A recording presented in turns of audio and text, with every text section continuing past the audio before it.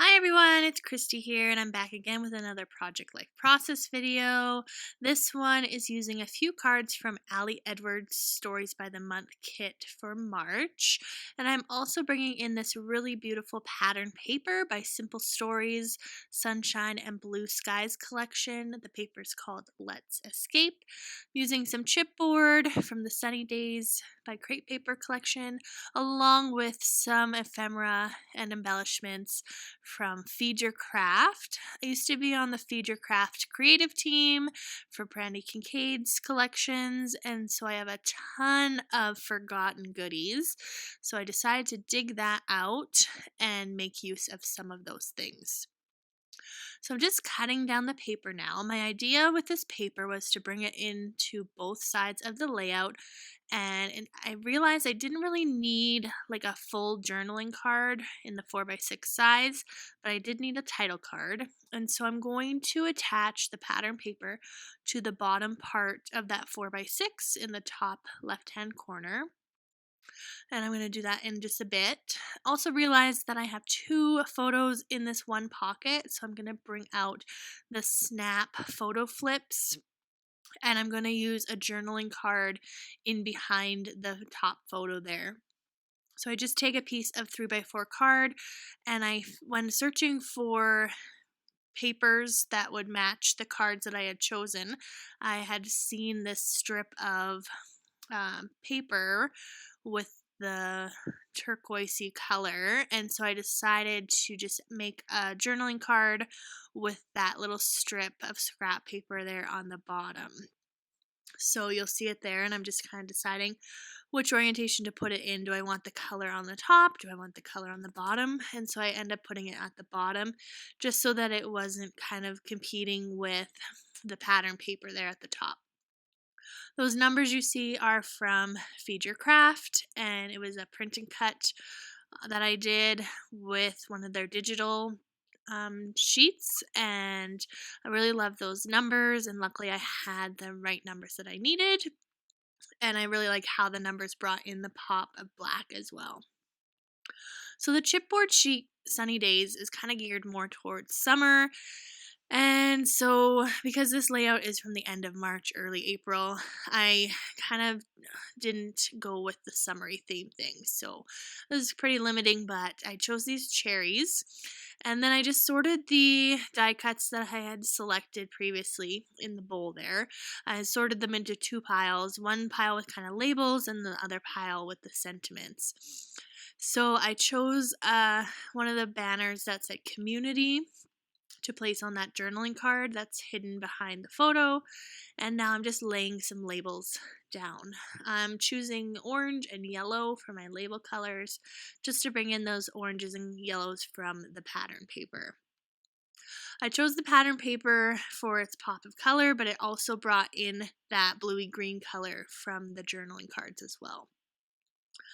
And I'm laying down the labels, and I had picked out these flare. Now, when I first started doing Project Life, I was obsessed with flare badges.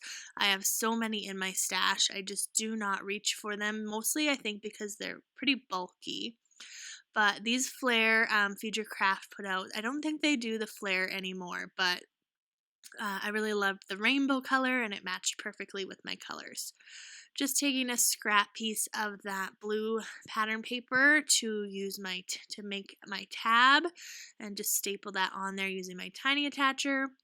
And then I had this die cut that says take care, and I just really liked the pop of yellow just to kind of make that tab a little bit more interesting than the plain blue.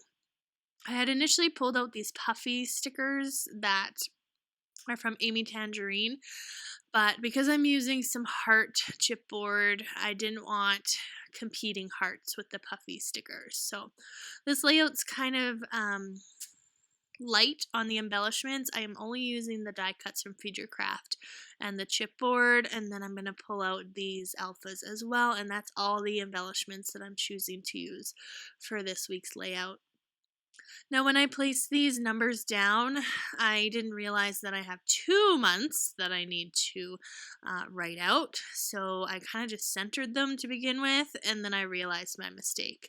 So I am going to put March 30th to 5 or the 5th of April. And the reason I'm doing that instead of March 30th to April 5th is because I wanted the numbers and alphas to kind of have a bit of a balance and not just have both sets of numbers on the right hand side of the card. So this way it's kind of a bit of a pattern with the alphas and then the numbers, alphas, numbers, alphas. So I play around with the placement of my alphas here and my numbers. They're a little bit crooked, and so I fixed those up.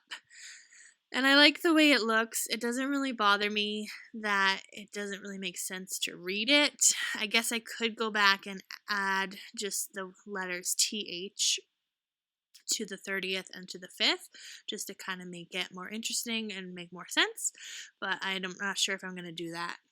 I'm also using my Sharpie pen to outline the die cut numbers just to make them pop off the pattern paper a bit, and I played around with the idea of also outlining the alphas, but I decided not to.